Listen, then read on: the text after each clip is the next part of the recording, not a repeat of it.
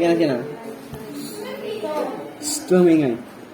Hindi ko akalaing darating ang araw na magsasalita ako tungkol sa pagkawalan ng dalawang pinakamamahal na tao sa aking buhay.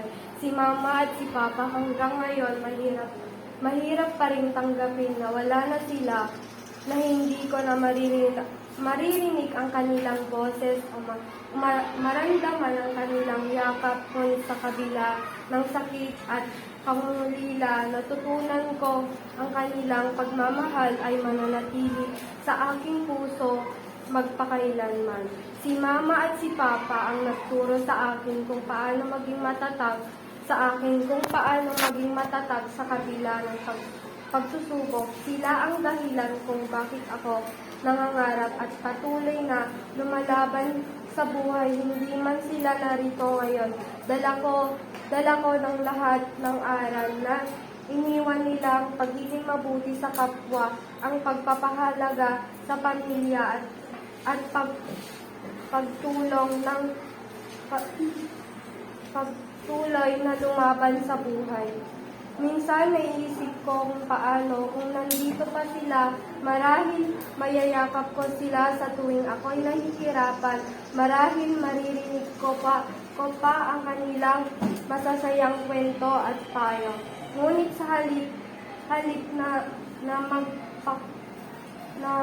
magpakalukmok sa lungkot, pinilit kong nais nilang makita kung matatag paano ng pangarap at patuloy na lumalaban sa buhay. Sa lahat ng nakikinig ngayon na mayroon pang mga magulang, ipakita ninyo ang iyong pagmamahal habang may pagkakataon. Sabihin ninyo sa kanila kung gaano sila halaga, dahil darating ang araw na hindi na ninyo ito magagawa. At para kay Mama at para kay Papa, hindi man kayo narito sa aking tabi, alam kong hindi ninyo ako iniiwanan. Salamat sa pagmamahal at sakripisyo at sa lahat ng iniwan ninyong alaala, at habang ako'y nabubuhay, ipagpapatuloy ko ang inyong mga pangarap para sa akin. Mahal na mahal ko kayo at habang buhay ko kayong ipagmamalaki. Maraming salamat. Nakuha natin. Siya pala sila. Ganda.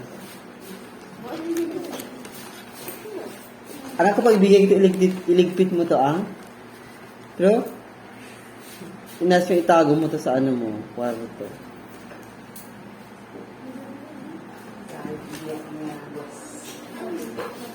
Okay, next.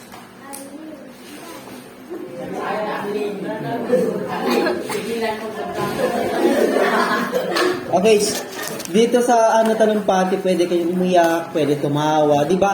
Ang talumpati naman ang hikayat, depende kung ano yung nais mong iparating. Pwedeng masaya, pwedeng nagpapaalala, as yun.